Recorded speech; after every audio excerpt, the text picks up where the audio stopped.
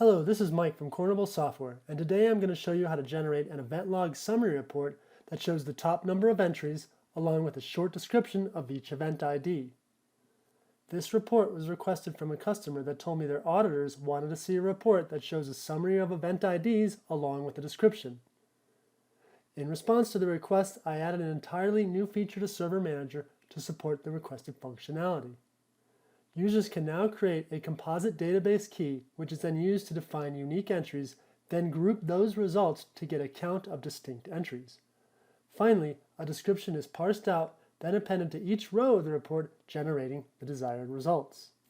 Okay, let's get started.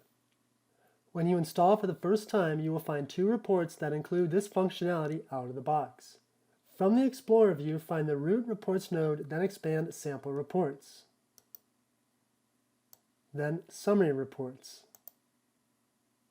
Here you will find two reports that have been configured with composite keys, Event Log Summary and Syslog Summary. Let's take a look at the Event Log Summary report. Right-click on the report, then select Properties. The Report Properties view displays. Selecting the Log tab reveals the Application, Security, and System logs have been selected. If you would like to add other logs, use the Select Host dropdown to target a machine that has the logs of interest.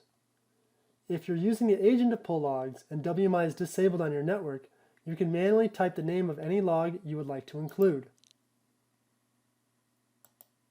Next, selecting the Columns tab reveals the column definitions, sort rules, and group by rules. Notice the first column is count. This column is going to display the count of distinct entries. To extract and display a summary of each event, a custom column has been added that has a maximum length of 64 characters and is populated using a regular expression result. The expression simply returns the first line of the log entry, then the maximum length is used to truncate the results. So the report only contains the first 64 characters. If you need more characters to display, simply increase this value. Next, the sort by controls define the sort order of the results.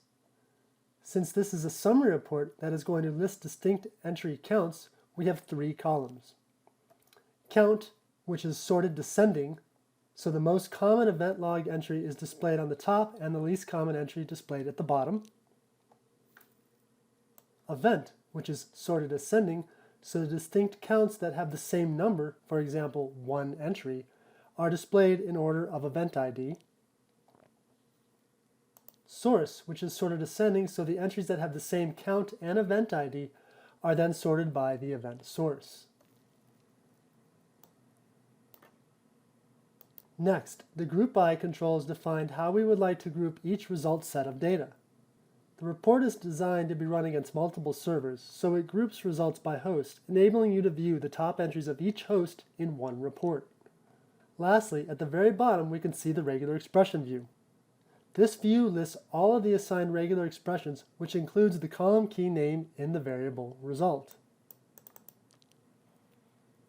Selecting the Options tab reveals the filters, Select Distinct Count rules, and Query by rules. Two filters have been automatically assigned. Audit entries, which targets success and failure audit entries, found mostly in security logs. However, these event types can be seen in any log. Event Log Warning Plus, which targets warning and error event types. Next, the filter option is set to pass all entries that pass any of the filters. You could instead create a single filter that either targets warning, error, success audit, and failure audit, or only informational entries, then the filter option set to none.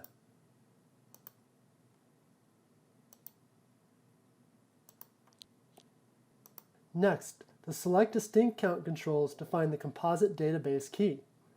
In this case, we are defining a unique entry as the combination of the event ID and the source, listed as event and source. Just below, we have the option of displaying the latest or the oldest entry. This report defaults to the latest, so we see the most recent unique entry in the report.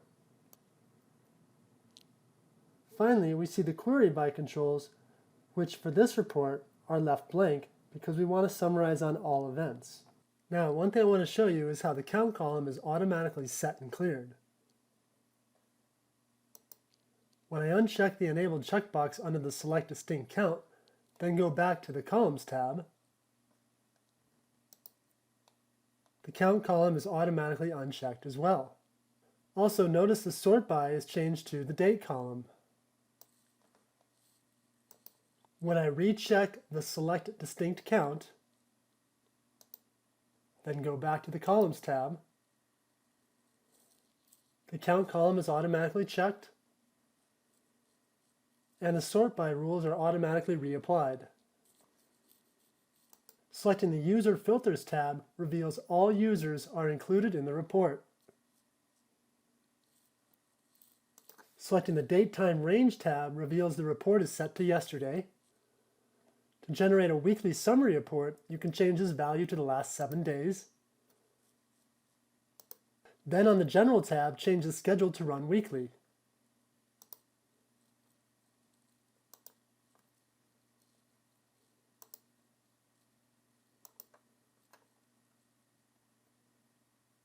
For example, every Monday at 0200 hours or 2 a.m. Use the Actions tab to assign the email and file output actions. For example, send an email and save to HTML.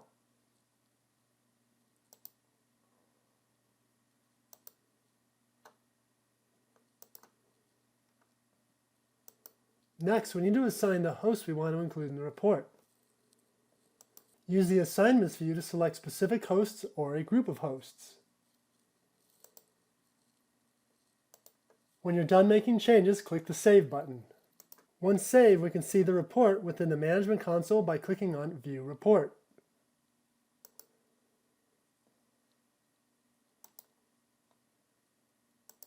Now the report is actually showing the current day.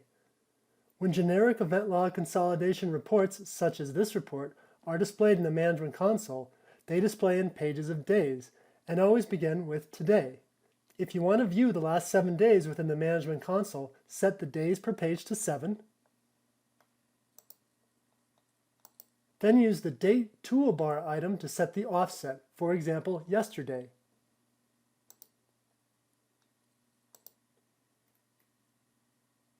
That's event log summary reports using composite database keys to select a count of distinct entries with Corner Bowl Server Manager.